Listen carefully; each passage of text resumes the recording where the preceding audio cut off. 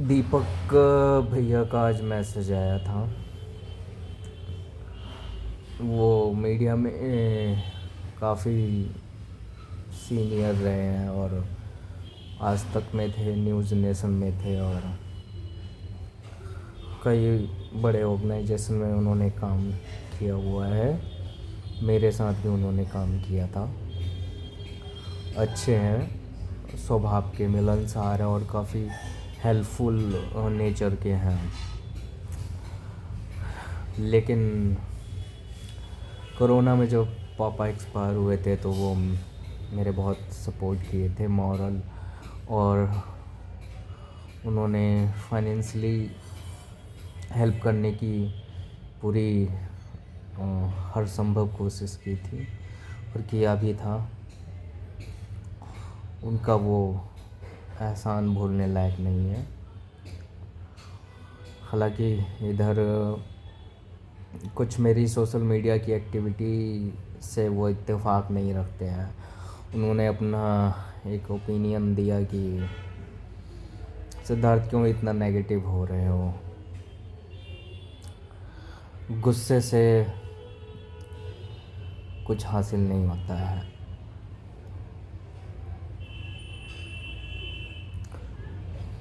Problem किसकी life में नहीं है, क्यों किसी से एक्सपेक्ट करना। और इंसान की प्रॉब्लम ही वही है, एक्सपेक्टेशन। और जब आपके उम्मीदों पे कोई खरा ना उतरे तब आपको हर्ट होता है। तो लाइफ का फंडा एक्सपेक्ट ही क्यों करना। उनकी बात बहुत अच्छी है, सहमत हूँ। मैंने कभी किसी से कोई एक्सपेक्टेशन नहीं की थी। वो कह रहे थे कि तुम क्यों इतनी नेगेटिव वल्गर वीडियो, सबको गालियाँ दे रहे हो, मीडिया के कुछ लोगों को या अधिकांश लोगों को। सीधा सा फंडा ये है, 9-10 साल मैंने मीडिया में पिस पिस के काम किया, दब के।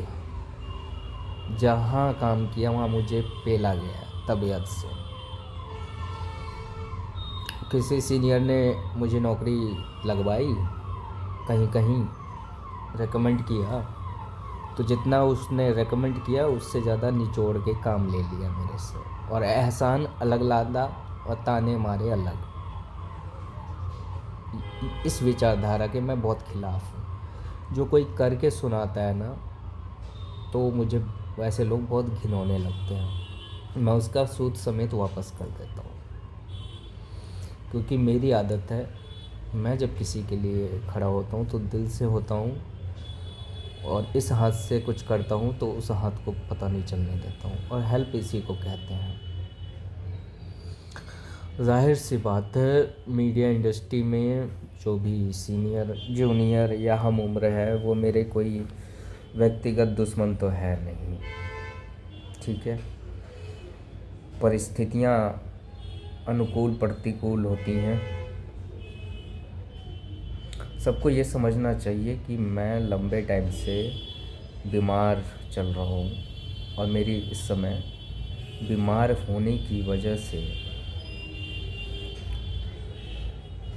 चिड़चिड़ापन और गुस्सा आना वाजिब है, पहली बात। दूसरी बात, मैंने जो भी गाली गलौज किए हैं उन लोगों को ही किए हैं जो जिन लोगों ने वैसे काम किए। वो वाकई गाली सुनने लायक उन्होंने काम किया है। और गाली देकर अगर मेरा मन हल्का होता है, क्योंकि अब तक मैं यही कर रहा था कि कोई मेरे को पिंच करता था, उंगली करता था ऑफिस में, पॉलिटिक्स, चापलूसी, चुगली, टारगेट, पर्सनल टारगेट, बॉस लोग मेरे को, मेरे मन मुताबिक चीज़ें नहीं होती थी, ज़बरदस्ती वीक ऑफ कैंसिल कर देना, अपनी डिसीजन लाद देना, ज़बरदस्ती नाइट में पेल देना। मेरी हेल्थ कंडीशन को ध्यान में नहीं रखना, कहीं सहानुभूति नहीं देना, अपना काम निकलवा लेना, और जब कुछ मेरी ज़रूरत पड़े मुझे उस संस्थान से, बॉस से, तो अपना पिछवाड़ा दिखा देना। तो मैं कुछ बोलता नहीं था। अब तक मैं सोशल मीडिया पे कुछ भी एक्टिविटी करता ही नहीं था। वो तनाव मैं लेते रहा 8-10 साल से, सहता रहा, इकट्ठा होता रहा दिमाग के अंदर। वो भसड़ इकट्ठा होते होते होते होते घुटता रहा। कोरोना आया, पापा का इंतकाल हुआ, वो सब तनाव, आर्थिक तनाव, पारिवारिक उतार चढ़ाव, करियर में उतार चढ़ाव, मीडिया की गंदी माहौल और राजनीति, ऐसे लोग, मैं इकट्ठा होता रहा मेरा फ्रस्ट्रेशन। मेरी वाइफ ने कहा, क्या हासिल हुआ? तुम ये जो लॉबी चलाते हो ग्रुपबाजी, आज कौन झांकने आ रहा है? कितने लोग आए तुम्हारे को देखने? ठीक है, तुम उम्मीद नहीं करते हो, लेकिन अपने से इंसानियत के नाते कौन आया झांकने? जिसके लिए, जिस ऑर्गेनाइजेशन के लिए, जिस टीम के लिए, जिस संस्थान के लिए तुमने तनाव लिया और बीमार पड़ गए, क्या हासिल हुआ? ज़िंदगी से बढ़ के कोई संस्थान या नौकरी थोड़ी ना थी। बीमार पड़ते ही लात मार के बाहर कर दिया तुमको ही गलत ठहरा दिए।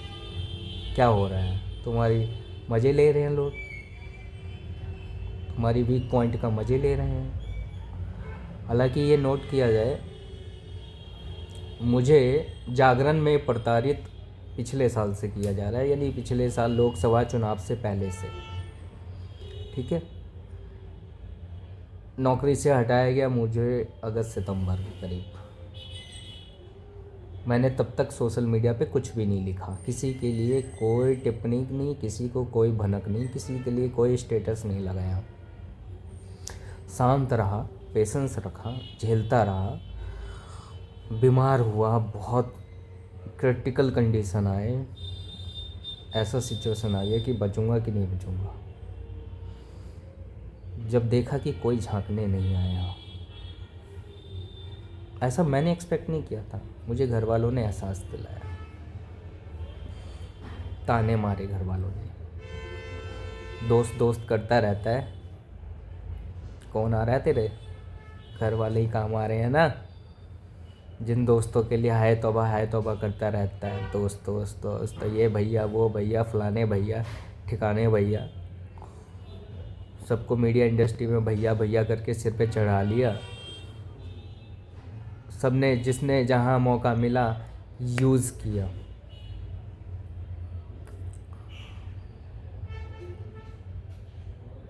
ठीक है, लेकिन मुझे सुनाने की आदत नहीं, लेकिन मुझे मजबूर किया उल्टा सीधा बोलने के लिए। 10 साल से वो प्रताड़ना झेल रहा था।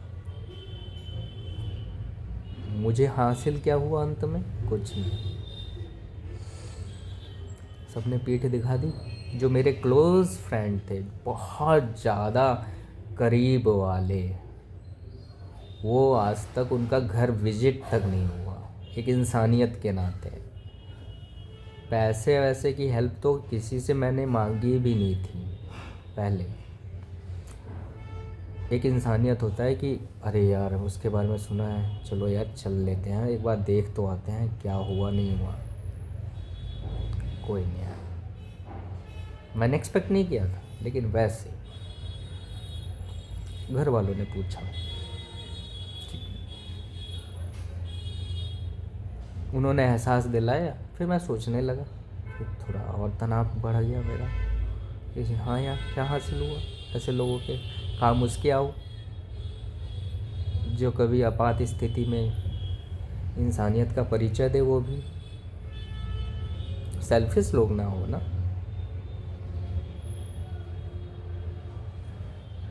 एनडीटीवी में मैं भरपूर इस्तेमाल हुआ, जनसत्ता में भी मैं भरपूर इस्तेमाल हुआ, दैनिक जागरण में भी भरपूर इस्तेमाल हुआ।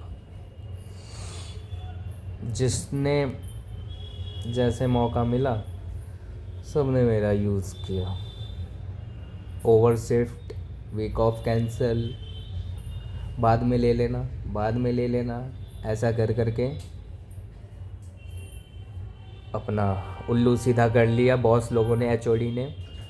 अब मज़े की रोटियां सेक रहे हैं। ग्रुप वाले वाली, हाँ सिद्धार्थ, हाँ सिद्धार्थ करके सब ने अपना उल्लू सीधा किया। पीठ पीछे मेरी बुराई भी की।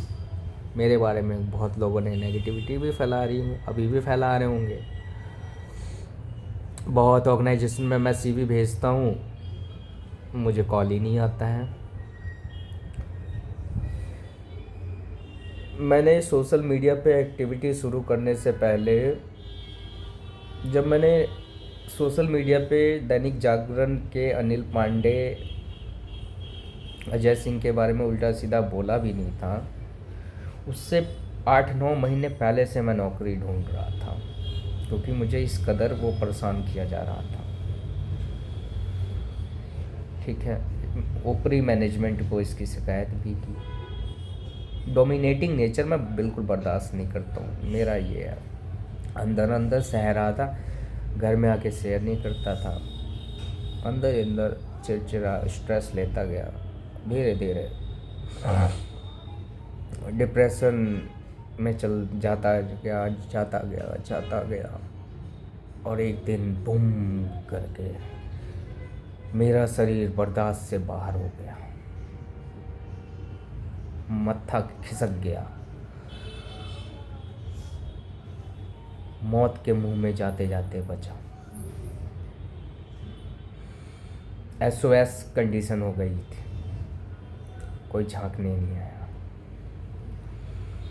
ऑफिस वाले आए, मेरी मम्मी को आश्वासन दे के गए, हम लोग साथ खड़े हैं। जागरण वाले में अजय, गुरप्रीत और एक सुभाष नाम का बंदा आया, मेरी कंडीशन देख के गया। नितेश भी आया, नितेश श्रीवास्तव, अपनी आंखों से मेरा हालत देख के गया। वहाँ जाके उसने क्या ऊट पटांग चीज़ें की, कहीं कैसे उस चीज़ों को तोड़ मरोड़ के उसने, मैंने यहाँ पे मेरी मम्मी ने हाथ जोड़ के रोते हुए अजय से निवेदन किया था कि अभी सिद्धार्थ की तबीयत ख़राब है, अभी ठीक है, आप उनको हटा रहे हैं, लेकिन आगे आश्वासन दो कि वो जब स्वस्थ हो जाए तो उसको रख लेना या अनपेड कर दो, हटा ही क्यों रहे हो। अजय ने बोला मैं बात करूँगा। अरे हम लोग बैठे हुए हैं यहाँ, नहीं तो कहीं और लगवाने की कोशिश करेंगे। यहाँ जाते ही, मेट्रो में बैठते ही अजय, नितेश, गुरप्रीत ऐसे गायब हुए, ऐसे छू हुए कि भूल ही गए कि मैं कोई था भी उनके जीवन में। भाई साहब, फ़ोन उठाना बंद, बिल्कुल भी। व्हाट्सएप पे मैसेज सीन करना बंद, मेरा, मेरी वाइफ का। मेरी हालत बद से बदतर होती जा रही। उसी में HR का वो आ गया लेटर, मेल, और उसके बाद उन्होंने सितंबर में मेरा कल्याण कर दिया। मैं सितंबर, अक्टूबर, नवंबर, दिसंबर, जनवरी, फरवरी मार्च तक चुप रहा। मैंने सोचा कि सोशल मीडिया पे कुछ नहीं डालूँगा, किसी को कोई नहीं बताऊँगा, ठीक है यार, चलता रहता है, मैं कुछ नहीं करूँगा, कोई कंप्लेन नहीं, किसी से कोई गिला शिकवा नहीं।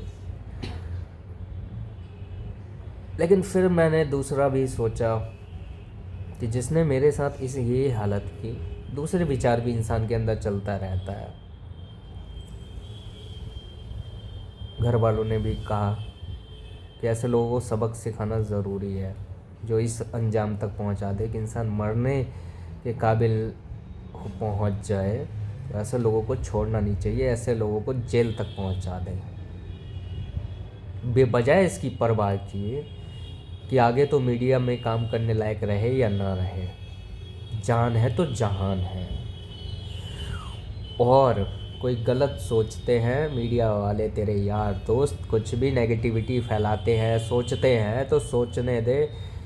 कोई तेरे घर में राशन देने तो आ नहीं रहा है, और कोई देगा भी तो एक कितने दिन दे देगा, 1 दिन 2 दिन 1 महीना, उसके बाद आखिर में तो अपने ब्लड रिलेशन ही काम आते हैं ना। क्यों परवाह करना, जान से बढ़ के थोड़ी ना है मेरे यार दोस्त या मीडिया इंडस्ट्री। ऐसा थोड़ी ना है कि मीडिया इंडस्ट्री में मुझे नौकरी नहीं मिलेगी तो सिद्धार्थ चौरसिया भूखा मर जाएगा, मेरा घर नहीं चलेगा, मेरे बीवी बच्चे नहीं पलेंगे पोसेंगे। बहुत काम है दुनिया में करने वाले। मीडिया वाले यार दोस्त जिनको अब मैं काउंट नहीं करता हूँ, वो मेरे संपर्क नहीं साधेंगे तो मुझे ऑक्सीजन नहीं मिलेगा, वो मेरे ऑक्सीजन है। अरे जब मीडिया में आया तभी लोग जाने ना, उससे पहले जब मैं नहीं जानता था तो क्या मैं जिंदा नहीं था, मर गया था क्या? तो मुझे कोई घंटा फ़र्क नहीं पड़ता कोई क्या सोचता है मेरे बारे में, क्या रहता फैलाता है, बढ़ा चढ़ा के 4-5 लगा के फैला दे। और जिसने गाली सुनने वाले काम किए हैं उनको तो मैं गाली दूंगा ही दूंगा, मीडिया में रहूं या ना रहूं, ठीक है। और सिर्फ गाली भी नहीं दूंगा, जब मैं रिकवर हो जाऊंगा हेल्थ वाइज, और हेल्थ से रिकवर होने के बाद जब नौकरी पे एक्टिव हो जाऊंगा तो लंका भी लगाऊंगा अच्छे से। दोस्ती और दुश्मनी मेरे को बखूबी निभानी आती है, वो सारे हथकंडे अपनाऊंगा जो किसी ने कल्पना भी नहीं की होगी। ऐसा उधेड़ूंगा कि 7 पीढ़ियां याद करेगा। बर्बाद करने के लिए मैं खुद बर्बाद होने के लिए तैयार हूँ, मैं इस हद तक जा सकता हूँ। इतना साइको हो रखा हूँ उन लोगों के लिए कि ऐसे लोगों को मैं दुनिया से वजूद मिटा के मैं खुद मिट जाना चाहूँगा। इतनी नफरत, इतना गुस्सा है, और इसकी कोई परवाह नहीं है कि मेरा आगे क्या होगा, ताकि एक प्रेरणा बने, एक मैसेज बने। ये मैंने ठान ले रखा है। जब मैं मेंटली और फिजिकली ठीक हो जाऊंगा, एक नया सिद्धार्थ का उदय होगा और मीडिया में वापसी करेगा। तो जो भी हेड होगा ना, उसको तो निचोड़ के रखूँगा, कान पकड़ के मसल के रखूँगा। जिसकी टीम में रहूँगा वो मुझे हायर करने से पहले, अगर हायर कर लेगा और अगर उसने मेरे को गलत व्यवहार करेगा तो वो खून के आंसू रोएगा कि मैंने किसको रख लिया और क्यों रख लिया। खून के आंसू रुला दूंगा उसको। जो अनिल पांडे, अजय सिंह के जैसा व्यवहार करने वाला, और एनडीटीवी में भी मेरे को एक नमूना मिला था।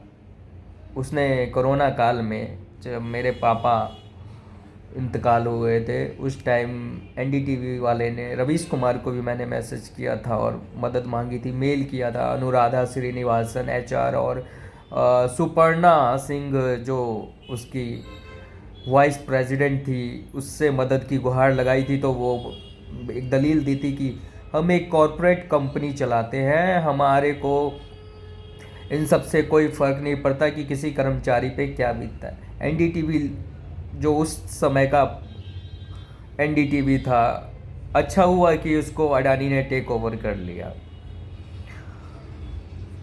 अच्छा हुआ कि रवीश कुमार को चूतर पर लात मार के बाहर निकाल दिया। पहले मैं रवीश कुमार को बहुत फॉलो करता था।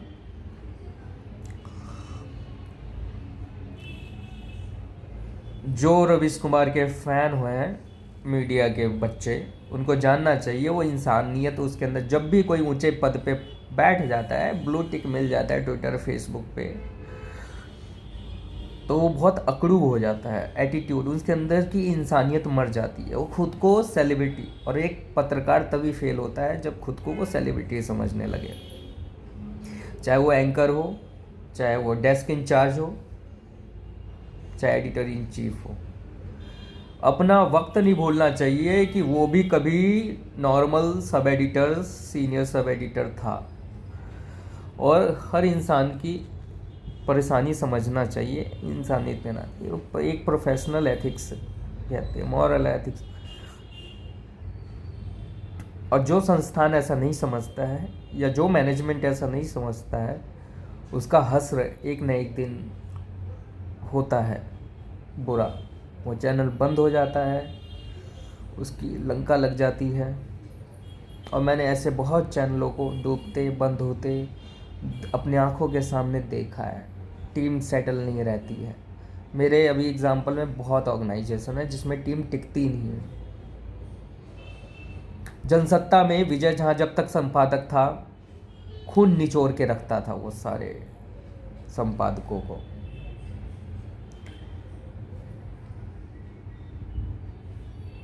ठीक है, वहाँ मेरे को उसने बहुत पेला, बहुत यूज़ किया। हासिल क्या हुआ? मेरा तो कुछ नहीं बिगड़ा, मुझे दूसरी नौकरी मिल गई। मैं कोई इतनी ऊंची हस्ती पे था ही नहीं कि मैं गिरूंगा तो मिट्टी में, धूल मिट्टी में मिल जाऊंगा। मैं कभी उठा ही नहीं हूँ कि मुझे गिरने का डर है। गिरने का डर उसको होता है जो ऊंचे पदों पे है, और मैं कभी उठना भी नहीं चाहूँगा। ठीक है, आज विजय जहाँ ख़त्म है, उसका इमेज क्या है सब जानते हैं, सब गाली देते हैं उसको पीठ पीछे। हाँ, वो अलग बात है, कोई इसको बिगाड़ नहीं पाता। राजस्थान पत्रिका में अपनी ऐसी तैसी करा रहा है, लेकिन मीडिया के लोग जानते हैं उसके बारे में। ये अनिल पांडे है, सब गाली देते हैं इसको। गाली, क्योंकि गाली भाई काम ही उसने ऐसा किया। मैं क्या, सब देते हैं। फ़र्क इतना है, मैं ओपनली देता, मैं अब खुल के अब डालने लगा हूँ। उसने मजबूर किया, उसने धोखे से इस्तीफा लिया ना। खुल के मुंह खोल के बोल देता, भाई सिद्धार्थ अब मैं नहीं देख मैनेज कर सकता, मेरे ऊपर भी तुम इस्तीफा दे दो। मेरे घर वालों को गुमराह करके लिया कि ये प्रोविजनल रेजिग्नेशन है, मैं तुम्हें हायर कर लूँगा। कमिटमेंट के साथ छाती पे हाथ रख के कसम खा के बोला था। जात का पंडित है, ब्राह्मण है, पांडे है, लानत है जुबान का। उसका जुबान और चूतर में कोई फर्क नहीं है। उसका जुबान चूतर के समान है। बहुत नीच और घटिया किस्म का आदमी है। ऐसे लोग अपने परिवार के भी सगे नहीं होते। मैं उसके घर परिवार के बारे में नहीं जानता, लेकिन उसका व्यक्तित्व अब तक समझ आया है कि वो बहुत ही घटिया किस्म का आदमी है। बहुत ही घटिया और नीच किस्म का आदमी है। और बहुत सारे लोगों ने उसके बारे में बहुत सारी बातें कही है, सुनी है। सब गलत नहीं हो सकते। कितने दिन जागरण के मलपुए खाएगा? कितने दिन एसी में बैठ के वो एडिटर इन चीफ की कुर्सी तोड़ता रहेगा? एक न एक दिन तो अंत होगा। सबका होता है, सबका होता है, उसका भी होगा। कब तक मेरे जीवन में अंधकार रहेगा? कब तक? 6 महीना, 8 महीना, 1 साल, उसके बाद कभी ना कभी तो होगा। और ऐसे लोग जो दूसरों के साथ गलत करते हैं, मेरे जैसे गरीब बच्चे के बद्दुआ लेके कभी सुखी नहीं रह पाएंगे।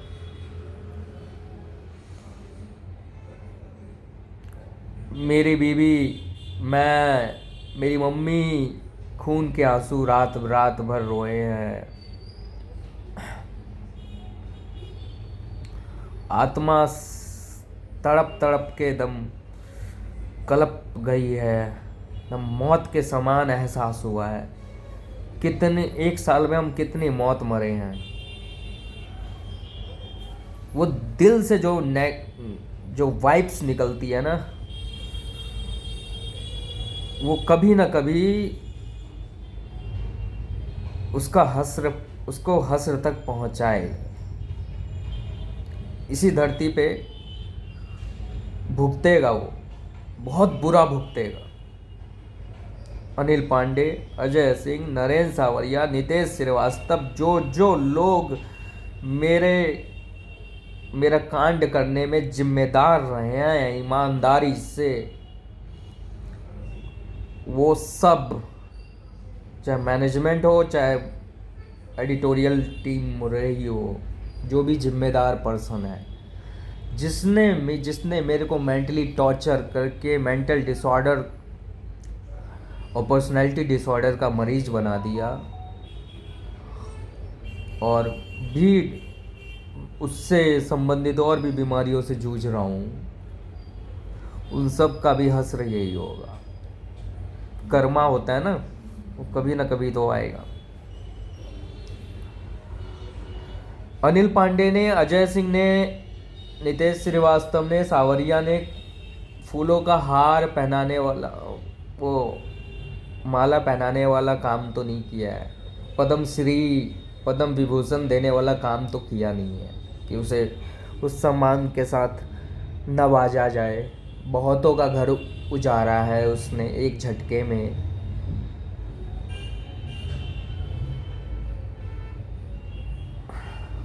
उसका भी घर उजड़ेगा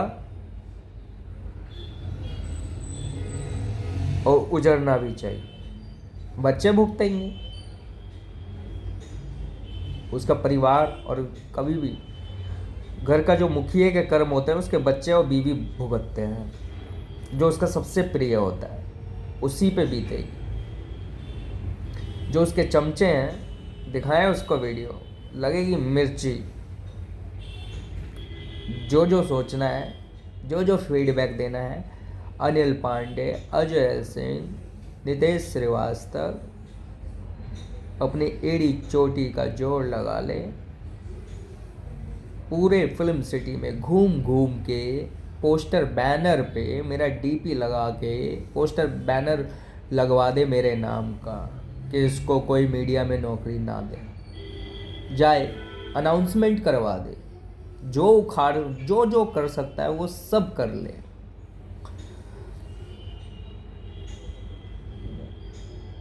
अपने फरिश्ते बुला ले, जो कर सकता है वो सब कर ले। मैं यहीं बैठा हूँ। मेरा घर भी देख लिया है अजय सिंह ने, नितेश श्रीवास्तव ने भी घर देखा है, और उसके चमचे नमूने लोग ने भी घर देखा है। ठीक है, सब आ रखे हैं। बतंगर करने वाले, बातूनी वाले सब मेरे घर आए हैं। ठीक है, मैं यही बैठा हूँ। जिसको जो उखाड़ना उखाड़ ले। सबके पास पता तो है ही मेरा, और संपर्क में भी हूँ। लगा लो एड़ी चोटी का जो। अपने पास कुछ है ही नहीं खोने के लिए। हम तो ऐसे ही जूझ रहे हैं, पड़े हुए हैं। एक पेशेंट के साथ और क्या करेगा, कुछ नहीं बिगाड़ पाएगा। जिसका कुछ है ही नहीं उसका क्या बिगाड़ेगा। मैं आधा ख़त्म हूँ, 99% अंदर से, शारीरिक रूप से भी। मेरा और क्या कर लेगा। दूंगा गाली, रोक ले। जुबान है, रोक सकता है, रोक ले। और जिसको मिर्ची लगती है लगे, घंटा फर्क नहीं पड़ता। एनडीटीवी में आरिफ खान मंसूरी ने मेरे को नौकरी दिलवाया था। जितने का नौकरी उसने दिलवाया आरिफ खान मंसूरी ने, उससे ज़्यादा का उसने मेरे को टॉर्चर किया। उसने और विवेक रस्तोगी जो उस समय का संपादक था, देशबंधु के नेतृत्व में एनडीटीवी में जिस दिन मेरे बाप का इंतकाल हुआ था उस दिन मैं वर्क फ्रॉम होम काम कर रहा था। ऐसे इंसान, जब ऑक्सीजन की सपोर्ट था मैं उसको फ़ोन करके गुहार लगा रहा था, हरामी सब कोई काम नहीं आया था। वही आरिफ खान मंसूरी और विवेक रस्तोगी और देशबंधु, ये सब लोग खाली सिंपैथी देने वाले आ जाते हैं फ़ोन पे, व्हाट्सएप पे chat message, I am sorry, मैं समझ सकता हूँ, हिम्मत रखो भाई, तुम स्ट्रॉन्ग, एक ही कॉपी पेस्ट लाइन, ओह पापा का निधन हो गया, रेप, आई एम सॉरी, मैं समझ सकता हूँ भाई तुम्हारा दर्द। 16-17 वीक ऑफ कैंसिल किया था उसने, मेरा पैसा खा गया उसका, हरामखोर सब। रवीश कुमार को, सबको मैं इन सब चीज़ों के लिए मैसेज किया था कि भाई मेरे पापा बीमार है, मुझे, और मैं कोविड पेशेंट उस टाइम था, मैंने ये सारी चीज़ें कही थी। सपोर्ट नहीं किया था एनडीटीवी, जबकि एनडीटीवी अपने आप को बड़ा वो दिखाता है कि हम कितना सोशल जस्टिस, मतलब सामाजिक सेवा, परोपकारी चैनल है, हम कितने बड़े, घंटा सब ढोंग है। अच्छा हुआ अडानी ने टेक ओवर कर लिया, ख़त्म हो गया उसका पूरा सल्तनत, पुराना एनडीटीवी। लात मार के रवीश कुमार को निकाला और उसके टाइम के लोगों को। अच्छा हुआ कि सबकी छटनी हो गई, होना भी चाहिए था। जनसत्ता में भी मुझे बहुत हैरेस किया गया, बहुत टीम बिखर गई, टूट गई। सुना है कि नितेश श्रीवास्तव विजय झा के टीम में गया था, 3 महीने में भाग गया था, झेल नहीं पाया था उसका प्रेशर, नाक में दम कर दिया था, पिछवाड़े में बवासीर हो गया था अनिल पांडे और नितेश श्रीवास्तव के। अनिल पांडे ने भी तो अपनी ऐसी तैसी करवाई है वहाँ जाके, जनसत्ता में पेल दिया था अच्छे से, दोनों के पिछवाड़े में बवासीर हो गया था, भागे थे, यहीं आके रुके, फिर दोनों लोग भूल गए अपना वक्त। शेर को सवा शेर भी मिलता है, अभी खूब सेखी बगाड़ ले। ये इंडस्ट्री बहुत छोटी है, काल चक्र है, कभी लात खाएंगे, लताड़े जाएंगे। और जिस दिन मैं मीडिया में ठीक होके आ गया ना गलती से किसी, और ऐसे लोग भिड़ गए मेरे से, जागरण वाले जो हो, मैं सबको पहचानता हूँ कौन अनिल पांडे के करीब है और कौन नहीं है। जो अनिल पांडे के करीब है वो अगर मेरे सामने पड़ गए, छोड़ूंगा नहीं उसको, छोड़ूंगा नहीं। उसके दोस्त मेरे दुश्मन, उसके जो सपोर्टर है अनिल पांडे के, वो मेरा दुश्मन, कोई भी हो। और कभी भूलूंगा नहीं ये चीज़, कभी भूलूंगा नहीं।